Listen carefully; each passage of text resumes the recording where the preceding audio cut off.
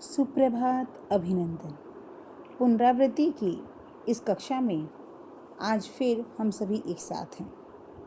कल हम सभी ने क्षितिज के पाठ 1 का डिवीज़न कार्य किया था, पुनरावृत्ति की थी और दोबारा नेताजी का चश्मा नामक पाठ को समझा था।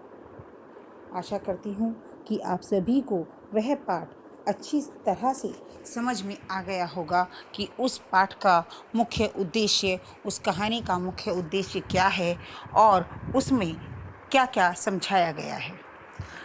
उसी श्रृंखला में आगे बढ़ते हुए आज हम सभी उससे अगले पाठ अर्थात श्री राम वृक्ष बेनीपुरी जी द्वारा लिखित बाल गोविंद भगत की पुनरावृत्ति करेंगे और उसे समझेंगे। बच्चों, सर्वप्रथम आवश्यक है कि हम बाल गोविंद भगत के इस पाठ की पुनरावृत्ति करने से पहले यह जान लें कि इस पाठ की पुनरावृत्ति में हमें किन किन तथ्यों को समझना है और किस विषय में को विस्तृत रूप से लेकर आगे चलना है।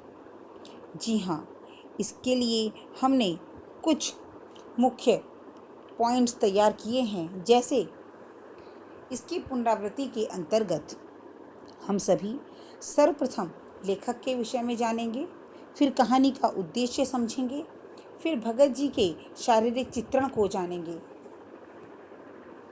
फिर हम इस बात पर विचार विमर्श करेंगे कि उनका परिवार कैसा था और किस प्रकार वे अपने परिवार का पालन पोषण करते थे और साथ ही साधु रूप में प्रसिद्ध थे।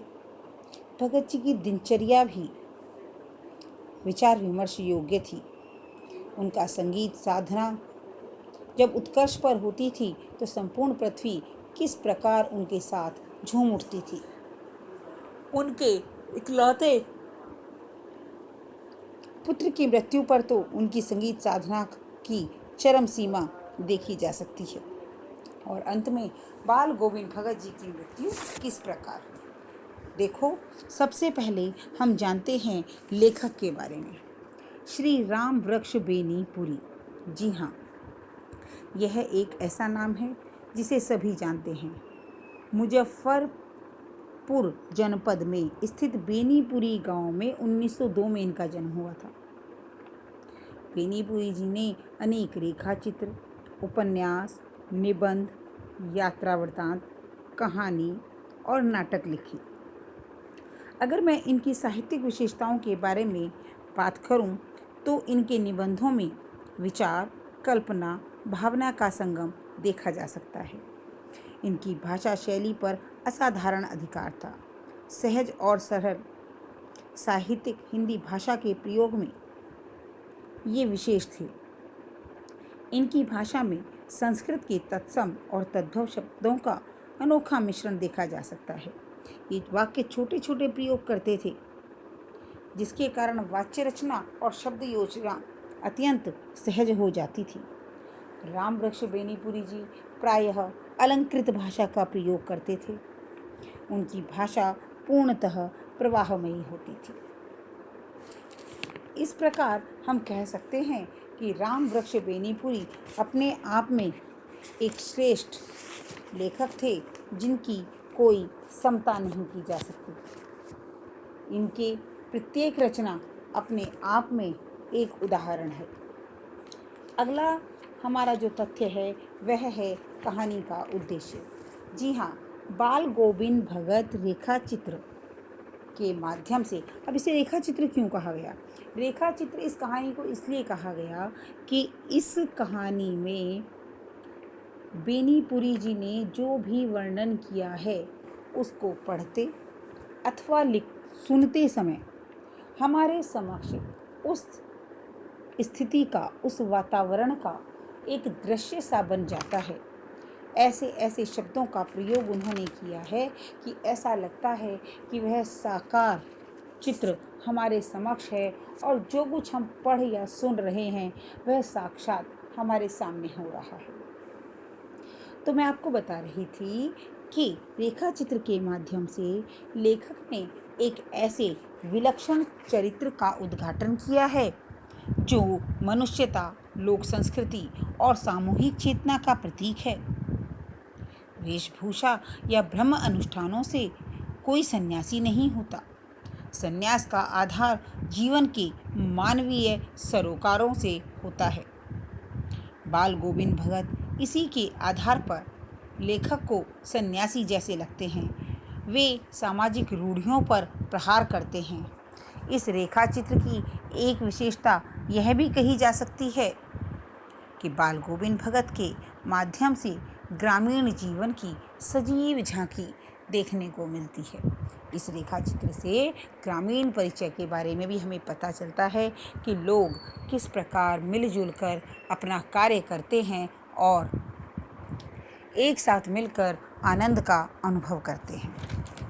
जी हाँ, अब अगले बिंदु की तरफ बढ़ते हैं, जो है भगत जी का शारीरिक चित्रण। इस रेखा चित्र के अनुसार यदि हम बाल गोविंद भगत के बारे में सोचें तो बाल गोविंद भगत एक मंझले कद के गोरे चिट्टे आदमी थे, जिनकी आयु 60 वर्ष से ऊपर की थी। बाल पक गए थे, अर्थात सफ़ेद हो गए थे।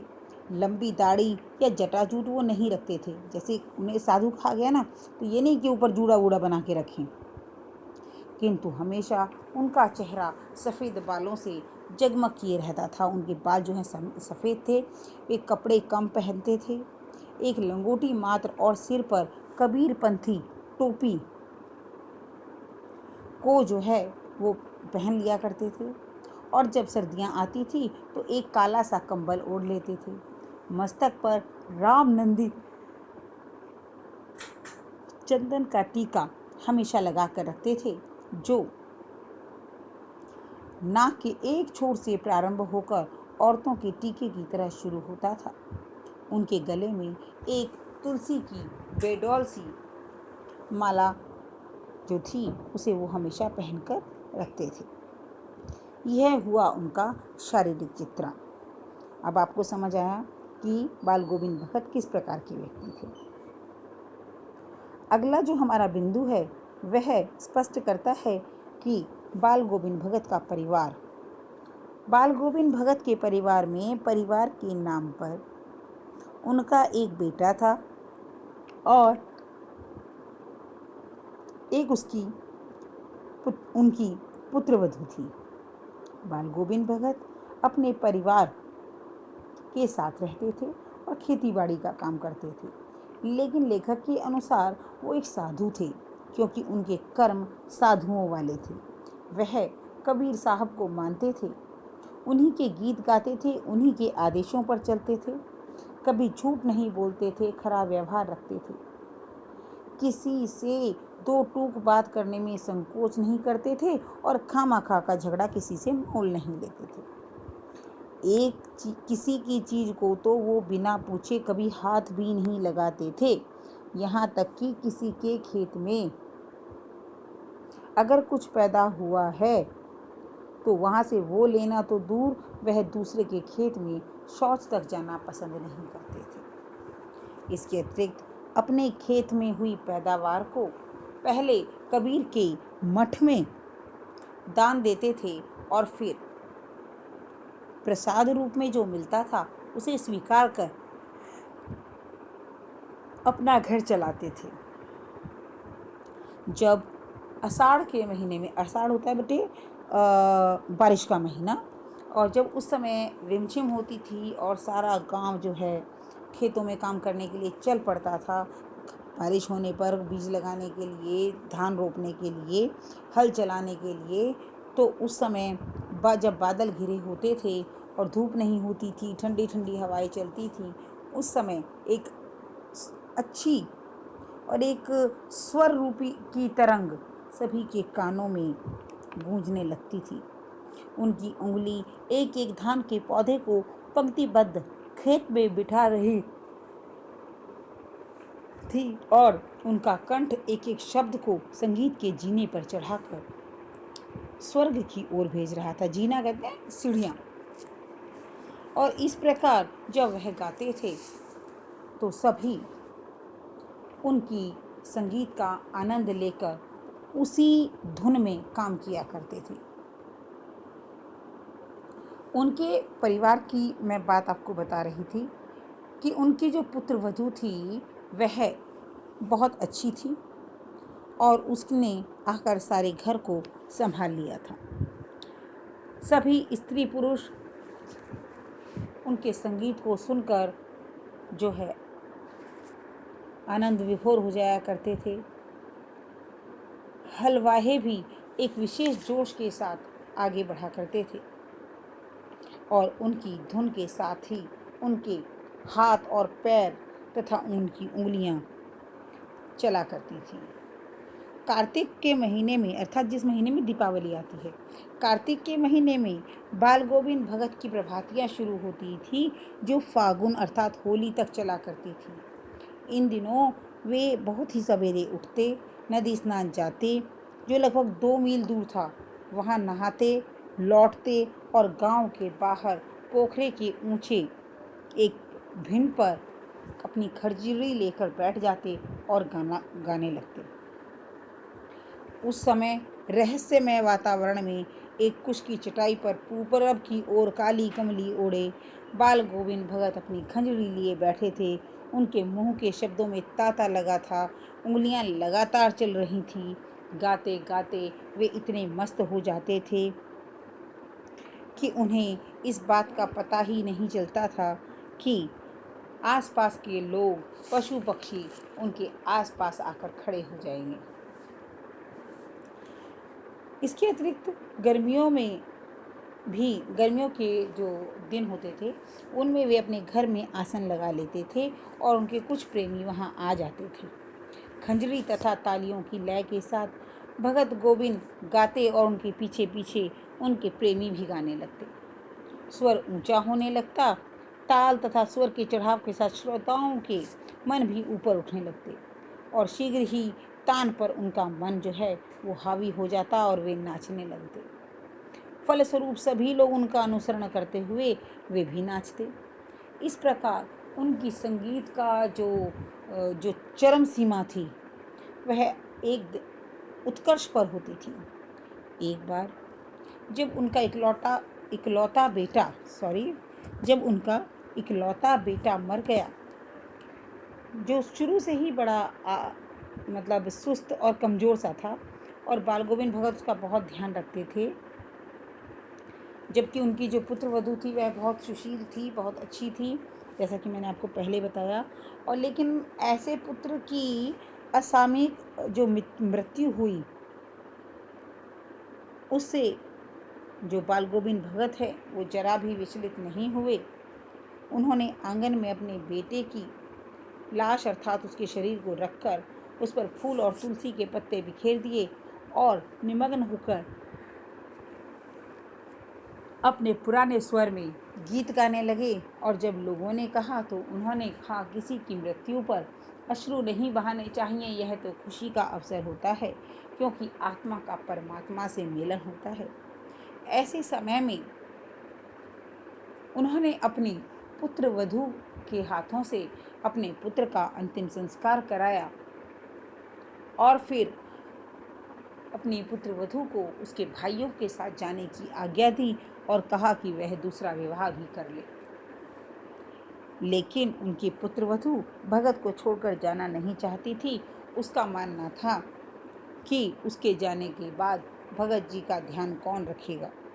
लेकिन भगत जी अपनी बात पर अड़े रहे और उनकी जो पतोहू थी, जो पुत्रवधू थी, वह लगातार रोती रही और स्त्रियां जो हैं वो उसको चुप करने की कोशिश करती थीं, लेकिन भगत जी अपना गा रहे थे, बीच बीच में उसके पास चले जाते थे क्योंकि वह भी अपनी गाने में तो मग्न थे, लेकिन उन्हें पता तो था ही कि क्या हो रहा है और यही वह अपनी पुत्रवधू को भी समझाना चाहते थे। इसी के बाद उन्होंने अपनी पुत्रवधू को समझाया और उसे उसके भाइयों के साथ भेज दिया। उसके पश्चात उन्होंने कहा कि अगर तुम नहीं जाओगी, जब पुत्रवधू नहीं मानी तो उन्होंने कहा ठीक है, तो मत जाओ, तुम यहीं रहो, तो फिर मैं चला जाता हूँ। उनकी इस बात के सामने वह बेचारी क्या करती, वह चली गई। और भगत जी की मृत्यु का जब समय नज़दीक आया तो वह भी उन्हीं के अनुरूप था। जैसे कि वह हर साल गंगा पर स्नान करने के लिए जाते थे। स्नान पर उनकी आस्था नहीं थी, लेकिन वो गंगा स्नान के लिए आए हुए लोगों के साथ सत्संग करते थे, उनके दर्शन करना चाहते थे, इसलिए जाते थे। 30 कोस पर गंगा थी, साधु को संबल लेने का क्या हक, इसलिए वह भिक्षा क्यों मांगे। वह घर से खाकर चलते थे और फिर घर लौटकर ही खाते थे। जहाँ प्यास लगती थी पानी पी लेते थे। 4-5 दिन उन्हें आने जाने में लग जाते थे। लेकिन इस बार जब वे लौटे तो उनकी तबीयत कुछ ठीक नहीं थी, लेकिन उनकी चाल से उनका बुढ़ापा थोड़ा पता चलता था, लेकिन उनकी आवाज़ वही जवानी वाली थी। लेकिन अपने नियमों को वो कभी नहीं छोड़ते थे।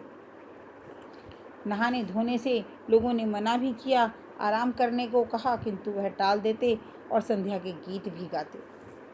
एक संध्या भी उन्होंने ऐसा ही किया, नहाए धोए और अपनी संध्या के गीत गाए। लेकिन क्या पता था कि उनका धागा टूट चुका है, माला का एक एक दाना बिखर चुका है। और भोर होने पर जब लोगों को उनके गीत सुनाई नहीं दिए और उन्होंने भगत जी के घर जाकर देखा तो पाया कि तोता अपना पिंजरा तोड़कर उड़ चुका है, अर्थात उनकी आत्मा उनके शरीर रूपी पिंजरे से जा चुकी है। यह है इस पाठ की कहानी का सार। इसमें कुछ शब्द आए हैं जो शायद आपको, जब आप इस पाठ को पढ़ें, कुछ आपको उनका अर्थ समझ में ना आए, तो मैं कुछ शब्दों के अर्थ आपको समझा देती हूँ। जैसे संबल कहते हैं सहारा, पतोहू पुत्रवधू, जो बेटा होता है उसकी पत्नी। और निस्तब्धता एक शब्द आया था, सन्नाटा। कलेवा कहते हैं सुबह का जलपान। तो इस प्रकार जो है यह कहानी का सार था, जो आपको समझ में आ गया होगा। अब इस कहानी के प्रश्नोत्तर आप लोग कर चुके हैं। आपको जो अभ्यास प्रश्न दिया गया है उसके अंतर्गत जो प्रश्न आए हैं उन्हें आप सभी करेंगे, समझेंगे और लिखकर अभ्यास करेंगे, जिससे कि वो प्रश्न आपको क्लियर हो जाएं और आप परीक्षा में सही तरीके से सही शब्दों का इस्तेमाल कर उन प्रश्नों के उत्तर लिख सकें। आज के लिए इतना ही। धन्यवाद।